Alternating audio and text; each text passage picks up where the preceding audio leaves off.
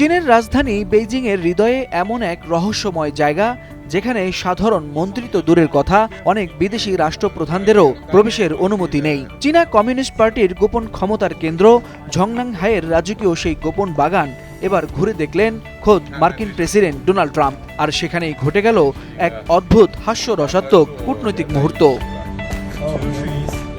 চীনের president Xi Jinping নিজেই ট্রাম্পকে নিয়ে ঘুরে দেখান ঝংনাংহাইয়ের অত্যন্ত সুরক্ষিত ও সুসজ্জিত এই বাগান। বিশাল লেক, প্রাচীন স্থাপনা আর কড়া নিরাপত্তায় ঘেরা এই এলাকা মূলত চীনের শীর্ষ নেতাদের গোপন আবাসন ও ক্ষমতার কেন্দ্র হিসেবে বেশ পরিচিত। আন্তর্জাতিক রাজনীতিতে জায়গাটি নিয়ে রহস্যের যেন শেষ নেই। প্রেসিডেন্ট শির সাথে গোপন এই বাগানের সৌন্দর্যে মুগ্ধ হয়ে ট্রাম্প বেশ আত্মবিশ্বাসী ভঙ্গিতে শিকে প্রশ্ন করলেন, এখানে কি অন্য কোনো দেশের প্রেসিডেন্ট কিংবা প্রধানমন্ত্রীদের আমন্ত্রণ জানানো হয়?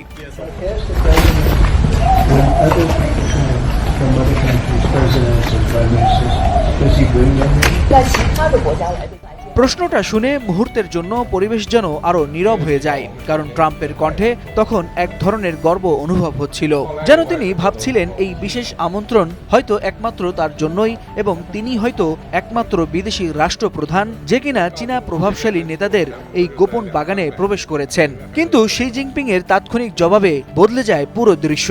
শান্ত ভঙ্গিতে তিনি বললেন, হ্যাঁ, খুব কম মানুষই এখানে আসার সুযোগ পেয়েছে, তবে পুতিন কয়েকবার এসেছিলেন। প্রেসিডেন্ট শির মুখে পুতিনের নাম শুনে ট্রাম্পের মুখের হাসিটা কিছুটা ম্লান হয়ে যায়। কয়েক সেকেন্ড চুপ থেকে বুকে চাপা কষ্ট নিয়ে তিনি শুধু বললেন, গুড, অর্থাৎ ভালো।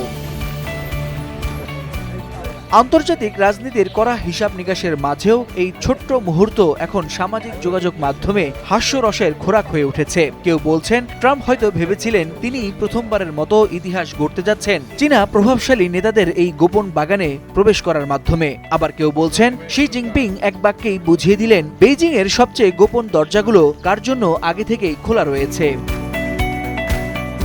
Waliul Hasnat, Times today.